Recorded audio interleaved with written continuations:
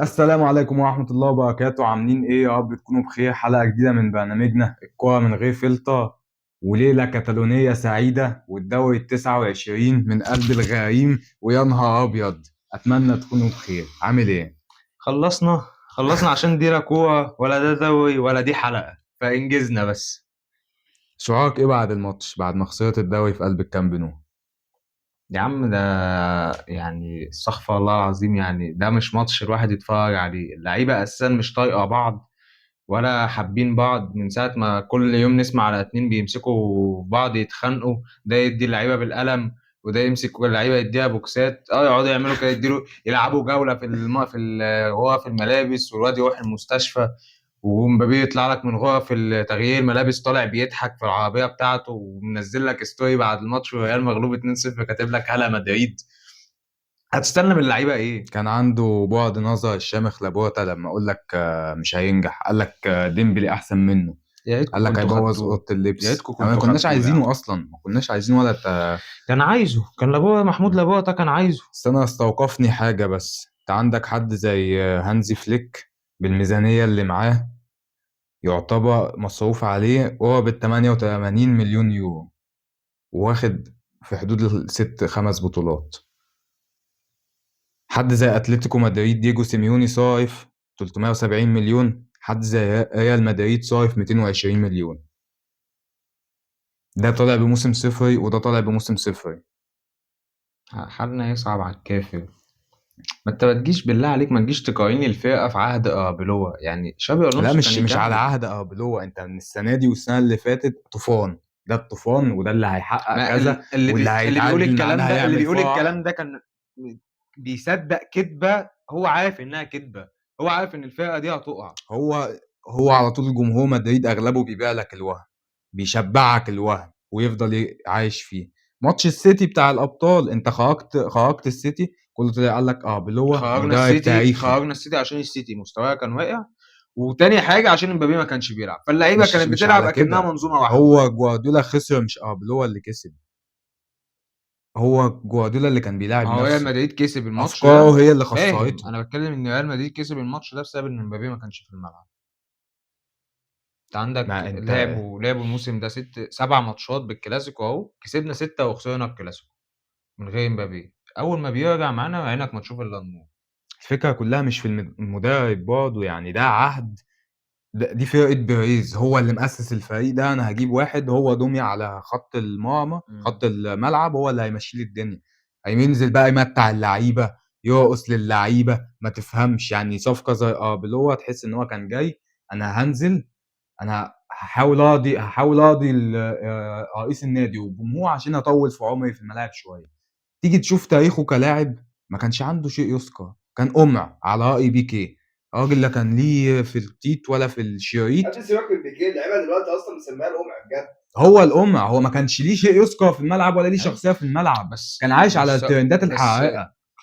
كمدرب، مسيرته كمدرب، سيبك من فرقة ريال مدريد اللي هو بيدربها دلوقتي، فرقة الشباب. مش مقياس مش برضه. مش بتكلم مش كمقياس، لا مقياس. مش بتكلم كمقياس، بس انت عندك فرقة الشباب واخدة دوري ابطال اوروبا السنة دي عشانه، بسببه، بسبب الراجل مش ده. مقياس برضه. يا الفرق عم في فاهمك الشخصية. فاهمك، لا الفرق في ما الشخصية، وان انت يا تعرف تفرض نفسك على يا عم اللعيبة ماشي، يعني وتحتوي انت النجوم. جايبه بعد ما مشيت اصلا الونسو عشان كان بيجيب اللعيبه، كانت بتجيب اهاليها يشتكوا نيجي لبيريز عشان لألونسو. يمشوا. نيجي لألونسو. استنى بس، اسمعني بعدين نروح لالونسو. كانوا بيجيبوا اللعيبه عشان يشتكوا لبيريز على الونسو، فانت مستني ابلو اللي هو يجي يعمل نفس الموضوع. ما انا جاي محطوط، اللي انا في وش المدفع. الونسو جاي ليه كل طب الصلاحيات. ألونسو جاي ليه؟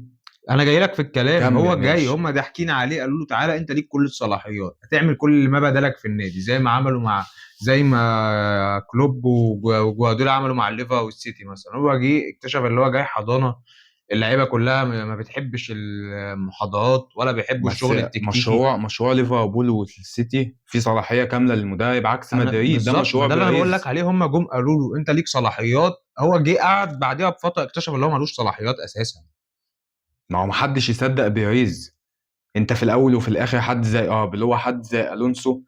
انت ما عندكش خبرة اللي انت تحتوي نجوم زي انشيلوتي ده اللي انتوا طلعتوا اديتوا له بالجزم وهمتوه بقى النادي وهو ما السبب منعوش وهو اللي بقى مش عارف النادي، ايه. ما في مشيش ناس بقى في النادي، ناس هو لحد مشي عشان راح دلوقتي يضرب في ناس البرازيل. لحد دلوقتي مقتنعه ان ده راجل ملوش في التدريب، راجل واخد 5 ابطال اوروبا مع 5 فرق مختلفين، راجل ملوش في التدريب، وهيروح ياخد كاس ده العالم مش السنه كلامي، دي. ده مش كلامي. استنى، هيروح ياخد كاس العالم السنه دي وهيخلي الناس تلحق كرويا.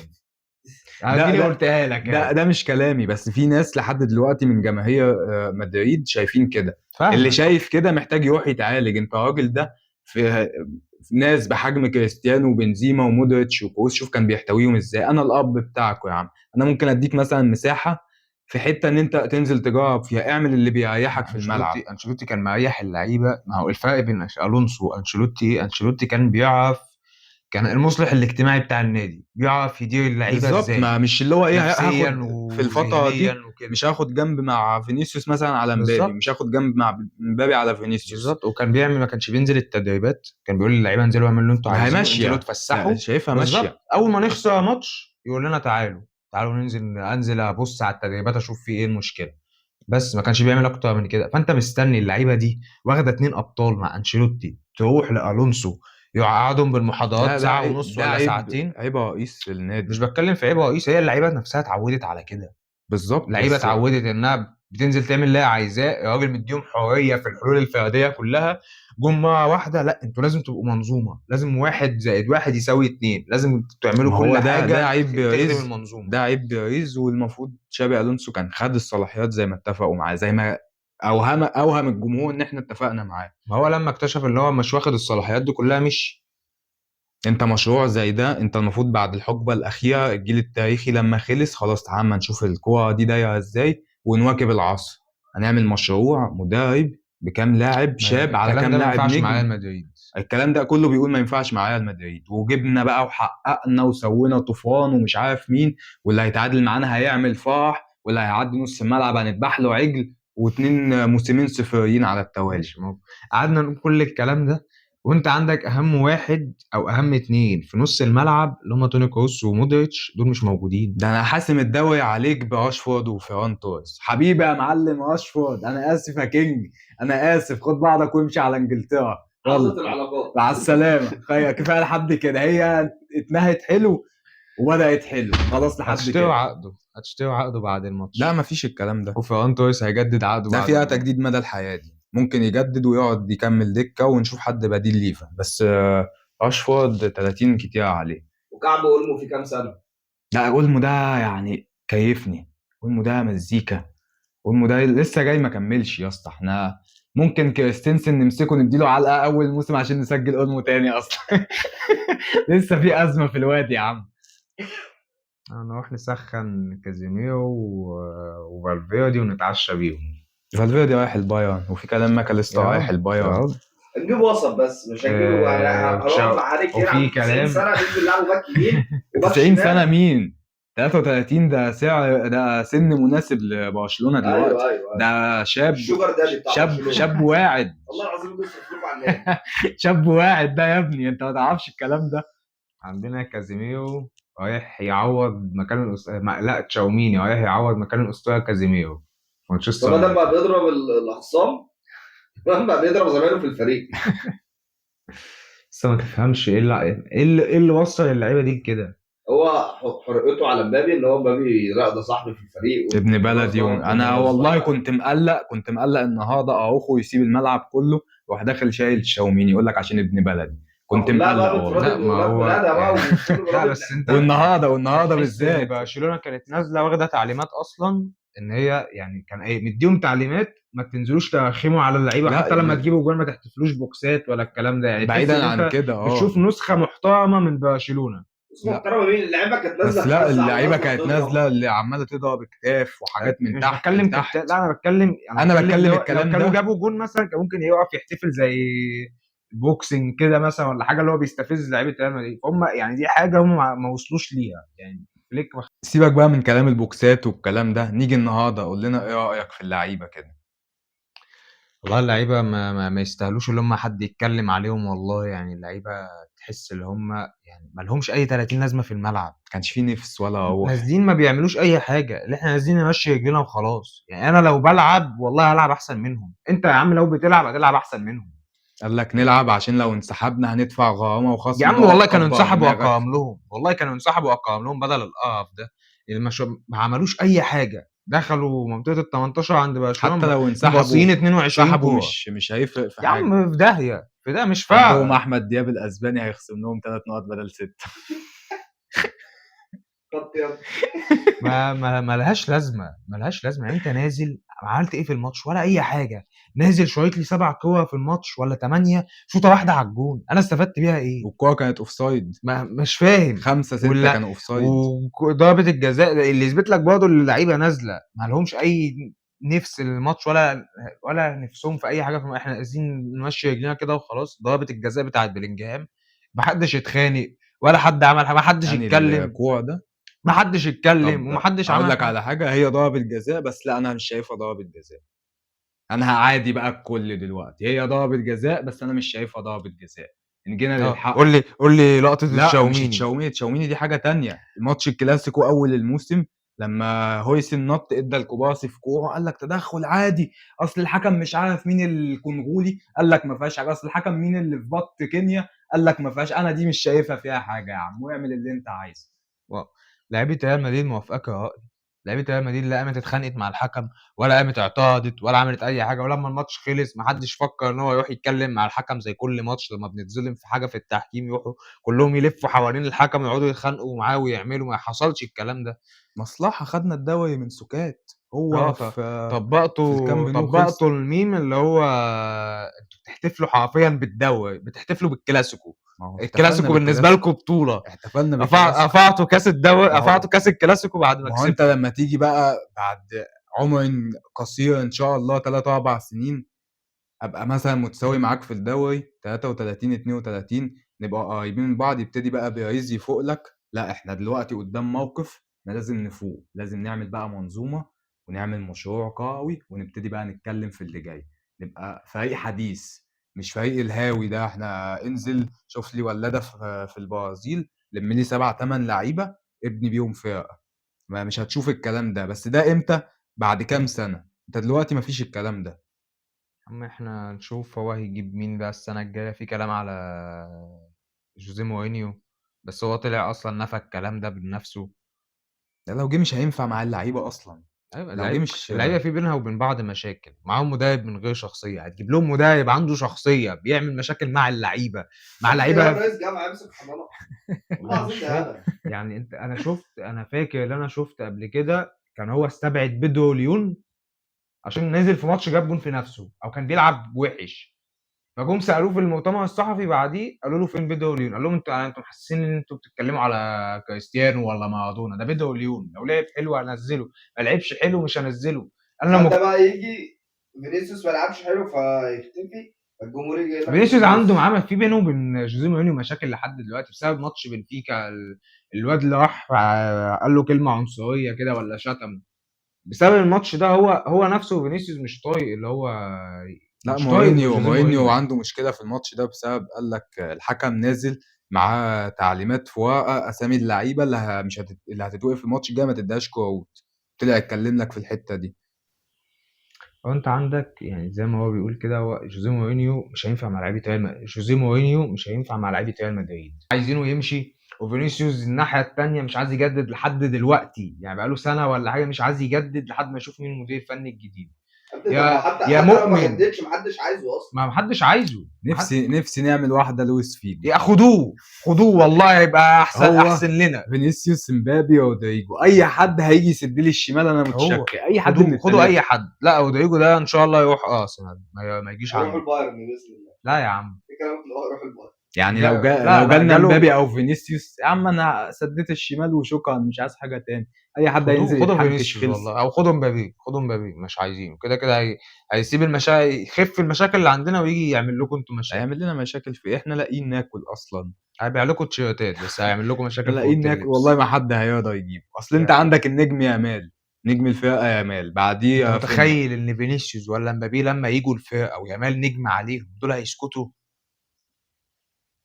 بذمتك انت متخيل لحد من الاثنين دول هيسكت؟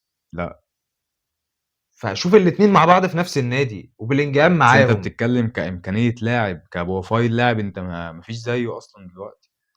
تيجي تشوف هتحطه مع يامال، لا طبعا انت عندك راشفورد بجلاله قدره واقف. يا عم الضغط بتاعك مش ضاغط يا عم، وكبر دماغه. جالك يامال الناحيه الثانيه ماشي، ما انت قال لك انا كمان مش ضاغط، انا نجم ماشي، الفرقه، الدنيا يعني انت باظت. هو عندك مشكله في الضغط، الجناحين ما بيضغطوش، عندك يامال ما بيضغطش، عايز تجيب له فينيسيوس اللي هو ما بيضغطش وعايزه يضغط، او تجيب له مبابي اللي هو ما بيضغطش وعايزه ما يضغط. هو انت دي فكره الضغط بتاعك. يعني انت سبحان الله، انت فليك ده ربنا يكون في ماشي، عونه. دول مش اللعيبه عارف دي. هو والله كافر العظيم ولا والله العظيم مسيحي ولا ايه عشان اقول ربنا يكون في عونه، بس الفكره لا، انت نص الموسم انت بتلعب بدون ليفا، بدون رافينيا، وبدون يامال.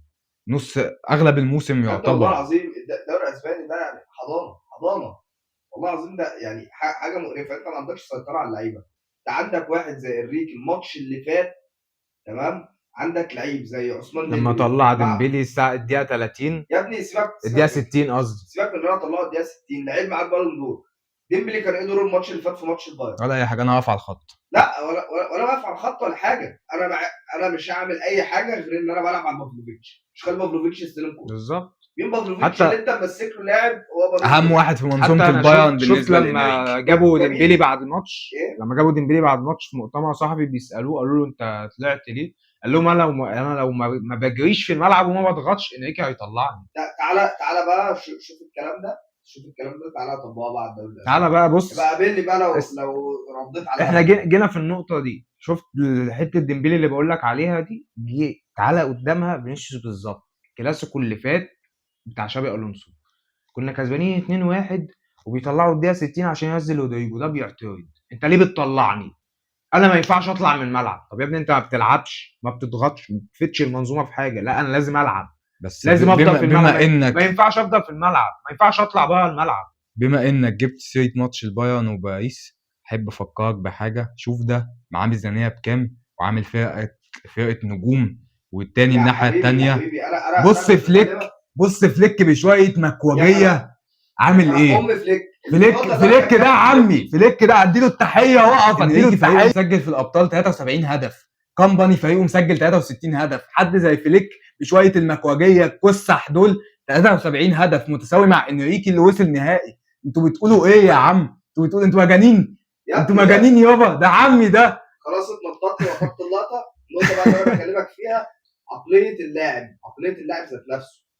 اللاعب ذات نفسه مع المدرب. انريكي ده لو راح النهارده برشلونه ولا راح ريال مدريد يقول للاعب لا انزل اضغط امسك وسط، لا هينجح في برشلونه بالاسلوب ده. ولا الهوا. ما هو نفس اسلوب فليك يا هيقدر ابني. يطبقه على يامال؟ طب ما يامال هو اللي كان هياخد البالون دور السنه اللي فاتت. لو دلوقتي طبقت على بس العكس، انت عندك اغلب فترات الموسم لما كان يامال راجع من الاصابه ما ضغطش، بس لما جت فورمه بدا يضغط وبدا يلعب عادي. لما رافينيا الناحيه الثانيه بيضغط بيجبر ده يضغط. تعالى قول لي اليامال في ماتش دوري ابطال، تمام، لا مش هتاخد اللقطه وانزل امسك لي لعيب وسط. بس انت هنا بقى بتتكلم على ايه؟ بتتكلم مش على هيعمل منظومه. كده، يامال مش هيعمل كده. بتتكلم على منظومه. انت عندك ايوه لو بتلعب كلاعب اخدم منظومه، مش بلعب لاعب حر بالظبط. العب انت في مركزي او ماليش عندك دعوه باي حاجه انريكي، تاني. عندك انريكي مثلا، عنده دوي، عنده كافا، عنده ديمبلي، عنده مش عارف مين على الدكه. فانت الثلاثه دول انا هلعب ايه؟ هعمل الدكه الفرقه كلها وهلعب سرعات. الثلاثه هيجروا، الثلاثه هيضغطوا، الثلاثه هيعملوا. تيجي في برشلونه رافينيا مش نفس مستوى يامال، ليفا مش نفس مستوى يامال، اولمو مش نفس مستوى يامال. فانت لما تيجي تخلي الكتله دي تضغط من ناحيه ويريحوا يامال شويه من ناحيه، فانت بتشوف يامال بيلعب كده. لما انت تعفيه من المهام الضغط والمهام الدفاعيه بالشكل الغبي بتاع فليك ده، بتشوف رافينيا بيضغط من ناحيه، وده بيصنع لك الفعاليه من ناحيه. فانت دي منظومه ودي منظومه.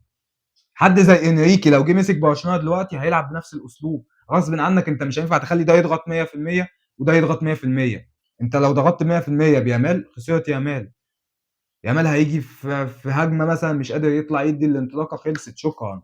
فانت لما تدي له حريه ان انت ما تضغطش او اضغط بمزاجك وانزل انت اللي هتبقى الفعاليه كلها من عندك، انت بتشوف يامال كده. حد زي اوليز مع البايرن، الواد واخد تعليمات انا هنزل، ما فيش جوه ان انا هاخد الكوره هطلع بيها دلوقتي بيمسك خط واحد على واحد. ممكن ايه هاخد ريسك ان انا هطلع فيها، لا الريسك ده ممكن يخسرني الكوره، فبيلف يرجع يبصيها اضمن. يامال لا، واخد تعليمات ان انا هاخد الريسك ده، هخش هقطع الكوره، مع هعدي ان من 2 3 مع ان وهتخش. اوليز لو خد ريسك زي يامال ممكن يعني بالضبط. هتلاقيه بيفنش احسن بس دي منه. تعليمات مدرب، تعليمات بالظبط. منظومه، انت معاك منظومه بتخدمك. الفكره في يامال. يفنش احسن منه. احنا بننزل مزنوقين في جول يضيع لك كرتون. ماتش فولفسبورج الدنيا معقربه وماتش مقرف ماشي، ما يتشافش. نزل حط لك المشكله كرتون في اخر الماتش. هو بيجي بيتاخر في الاجوان دي. انا اقول لك انت هو لو خط سير نازل كومباني. انا اقول لك خط سير كومباني. كومباني طول الماتش معرب خلاص ماشي يا باشا. اركن اوليس كده وخليه لاخر الماتش يعمل الجول اللي هو عايزه ويطلع كور ويعمل كل اللي هو عايزه يستلم ويسلم. بس انا هاجي في اخر الماتش هستنى ارطو من اوليس انا يبقى الماتش واطلع راحه. طب ليه بقى ما تعملش الار2 ده من اول الماتش؟ ده فرق منظومات يا صاحبي، فرق منظومات. بما اننا دخلنا في المنظومات، انا في احصائيه كنت عايز اقولها. يعني ريال مدريد اللي اتظلم فيها او تشابي الونسو اللي اتظلم فيها. يعني احنا طالما اتكلمنا على باريس وبايرن وبرشلونه، فانا هتكلم على الثلاث مدربين بتوعهم مع تشابي الونسو. يعني انت عندك احصائيه في اول 31 ماتش مع كل مدرب مع كل فرقه هو مسكها. ما هو دي تقريبا الماتشات اللي الونسو لعبها، او دي اول 31 ماتش الونسو لعبها مع ريال مدريد. فانت عندك هانزي فليك اول 31 ماتش ليه مع برشلونه كسب 26، ما تعادلش ولا ماتش وخسر 5 ماتشات بس. عندك فينسنت كومباني كسبان 22 ماتش من اصل 31 ومتعادل 5 وخسران 4. عندك لويس انريكي مع باريس سان جيرمان كسبان 20 ماتش ومتعادل 8 وخسران 3. وعندك الونسو كسبان 21 ماتش ومتعادل 4 وكسبان 6. الفرق بين الاربعه دول ايه؟ ان الثلاثه التانيين باريس وبايرن وبرشلونه قرروا ان هم يخلوا المدرب. يعني انت اول 31 ماتش ليك ما قدمتش نسبه الفوز المعقوله او نسبه الفوز فوق ال 70%. الونسو احصائيات خداعه برضه، وانت كنت في فاهم. بدايه ما الموسم انا ففي انا بكلمك ان تخبطات. انا مش مؤمن بالاحصائيات، بس الفكره اللي انت يعني مدرب زي الونسو يعني الاحصائيات اول دي 31 منطقه. ماتش بتوعك انت عامل ماتشات كويسه، كسبان 22 ماتش، اتعادلت 4 ماتشات. ليه بيمشوه؟ عشان منطقه ماضيه اللعيبه عشان الاحصائيه دي. اللعيبه وفينيسيوس مش عايز المدرب. تسيب المدرب. هو فينيسيوس جه مش هو عايز. لما مشي قال لك انا جيت ادرب حضانه. وعلى راي شابي الونسو من رفض النظام فلا يستمتع بالفوضى. يعني فليستمتع بالحرام. اللي في ريال مدريد دلوقتي ده فوضى. ما ماشي، بس دي احصائيات يعني منطقه ماضيه، انت لسه في بدايه الموسم، تخبطات لعيبه، هتقول لي فاهمك اجواء، هنتكلم في الاعشاب، الكلام ده فاهمك كله. بس يعني ادي المدرب فرصته. هو جاي يبني فاهم مشروع، فاهم. مش المشروع مش هيطلع معاك من اول 30 ماتش ولا بس لو 1. اتكلم في حته الاحصائيات دي حاجه ماضيه، انما لو جيت تتكلم في احصائيات ثابته مثلا او حاجه، برشلونه من اول السيزون في كلام ان انا كل شويه انا دفاعي كارثي، عندي كوارث، الدفاع مفتوح، مش عارف ايه. بس لو جيت تشوف الراجل من اول موسم، اهم مدافع في المنظومه السنه اللي فاتت مشي، ما جبتلوش بديل. قال لك بص احنا بسم الله الرحمن الرحيم هنخبط. راح يجيب الدوري مع النصر السنه دي. حط لك كوبارسي، حط لك جنبيه مارتن شويه، اروخو شويه، مش عارف مين شويه، ايريك جارسيا شويه، وحاطط لك كوندي وبالدي. بالدي اتصاب، لصمنا الدنيا بكانسيلو في الشتاء. كوندي اتصاب، حاطط لك مكانه ايريك جارسيا وثبت لك كوبارسي وجيرالد مارتن. تيجي بعد العبث اللي حصل ده كله، برشلونه احسن دفاع في الليجا. او مين في الليجا؟ برشلونه انت احسن مين دفاع في في الليجا الليجا؟ انت يعتبر. عندك جلاسيوس ما هو وموريكي دول وياجو السكان اسباس. الاصليين للدوري الاسباني هم اللي بيقول لك دول مين اللي هياخد ومين مش بيقرروا مين هياخد. اللي هياخد الدوري الاسباني. بالظبط. تعالى بقى عشان نخلص من الحلقة دي، عشان الحلقة تقيلة على قلبي. فتعالى نخش على آخر فقرة وهي تقييم اللاعبين. عايزك تقيم لي لعيبة برشلونة. عينيا. خوان جارسيا عمي لك التحية. إيريك جارسيا عمي لك التحية، قطع مية ونور على فينيسيوس النهارده. كوبارسي عمي لك التحية. جيرالد مارتن عمي لك التحية. أنا غلطان إني سألت. كانسيلو يعني لك التحية يا عم، عملت اللي عليك طول الموسم. جافي لك التحية، دنيا يعني ماضية بس هتمشي، خدنا الدوري يا عم. بدري يعني يشكر على اللي هو عمله طول الموسم والله. يعني ماتش النهارده كان حاجة، والماتشات اللي فاتت كانت حاجة تانية. من بعد ما رجع من الإصابة كان زي الزفت. نيجي لعمي أشفورد حبيبي، خد بعضك وعلى إنجلترا مع السلامة. داني أولمو الكعب كيفني كيفني. لوبيز يعني لوبيز يا اسطى بيجري، عايز تخش خناقه، عايز واحد بدماغ هيجي معاك، عايز واحد عتال هيجي معاك. النوعيه دي بتنفع في اي حاجه. فعمي لك التحيه. لوبيز يعني زي الفل. نيجي لفران توريس، عمي لك التحيه، وبالله عليك خد بعضك وامشي. في كلام ان اليماني عايزه في الاتليتيكو، خصائصه كتير ومش عارف ايه، فاتمنى يخلص. دخلوه صفقه تبادليه مع اتمنى يخلص الرئيس والله. رايح باريس سان جيرمان. اتمنى يخلص والله. بيقول لك خصائصه كتير وبتاع، خد والله وريحنا منه. تقييمك ايه انت بقى لشله العجول دول؟ استغفر الله العظيم. كورتوا، هنبدأ بكورتوا. حسبي الله ونعم الوكيل. ترينت الكسندر ارنولد، حسبي الله ونعم الوكيل. حسبي الله ونعم الوكيل في اللي جابك من ليفربول. بس جاي ببلاش يا ابني، اقول مدفوع فيه 12 مليون عشان يلعب كاس العالم، بس جاي ببلاش. اقول اسينسيو، حسبي الله ونعم الوكيل في حسبي اللي الله ونعم الوكيل. حسبي الله ونعم الوكيل في اللي صعده. لا، في اللي اقنعه ان هو راموس. يعني هو نزل هو تحت الوش. للامانه هو الوحيد اللي كنت بلاقيه بيحزق النهارده. برنامج الشنجريتو هو اللي اقنعه اللي هو راموس. هو الوحيد اللي كنت بحسه يعني نازل بقلب وروح وبيحزق النهارده، وعمال فاموس فاموس فاموس. يا ابني انت مفيش اي حاجه. هو ما بيعملش غير كده. هو ما بيعملش غير كده. هو مصدر الصوت وربنا. وديجي برضه حسبي الله ونعم الوكيل. جارسيا، يعني جارسيا انا يعني اتظلم انه يجي ريال مدريد اساسا. كان كمل في ايوه، كانوا انضاف له والله العظيم، انضاف له. ابراهيم هيلعب فين؟ في فريق عنده 15 دوري ابطال. يعني جاي كاسياس ما بيلعبش. كاسياس عشان بيطلب من فينيسيوس ان هو يتقام وينزل يدافع. فينيسيوس قايل بيقول اللي هو ما يلعبوش. تخيل انت جايب باك شمال ما بتلعبوش عشان خاطر فينيسيوس. وابراهيم دياز، يعني الراجل ده برضه ظلم نفسه اللي هو هيجي ريال مدريد من اس ميلان. كان كمل في ميلان انضاف له والله. انا بقدر اشرح له دلوقتي. العظيم كان عامل ثنائيه عظيمه. وتشاوميني، حسبي الله ونعم الوكيل. خد بعضك واطلع على مانشستر يونايتد يا عم. وكامافينجا انت بقى يعني شوف لك نادي يلمك. شوف لك نادي مش لاقي حاجه اقولها عليه. وموتوه كان بيلعب 10 وقال لك ده الجولدن بوي وحمله اعلاميه على جافي. كان بيلعب 10. جه لعبوه 6 ولعبوه 8 ولعبوه باك شمال، وكان ناقص كورتوا يتصاب ويلعبوه مكان كورتوا. يا عم ده الكاميرا جوه يا عم، الكاميرا جوه.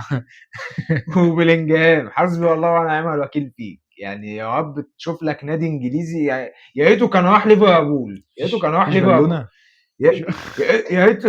راح ليفربول من الاول وما جاش عندنا. جونزالو جارسيا، يعني راجل ما عملش ماتش حلو، بس يعني الراجل ده محتاج اخر الموسم ياخد بعضه ويمشي من النادي. هيتظلم. ده احسن واحد تمام في الناس اللي موجوده. ده رقم 9 الموجود في النادي دلوقتي. هيتظلم. هداف كاس العالم، هداف كاس العالم للانديه، جاي ترميه دكه. يا عم لعبه.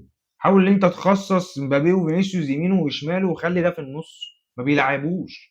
ده حتى لما فينيسيوس بقى عنده 17 18 سنه توظف مبابي وفينيسيوس علشان صلي على مكمل بس كمل.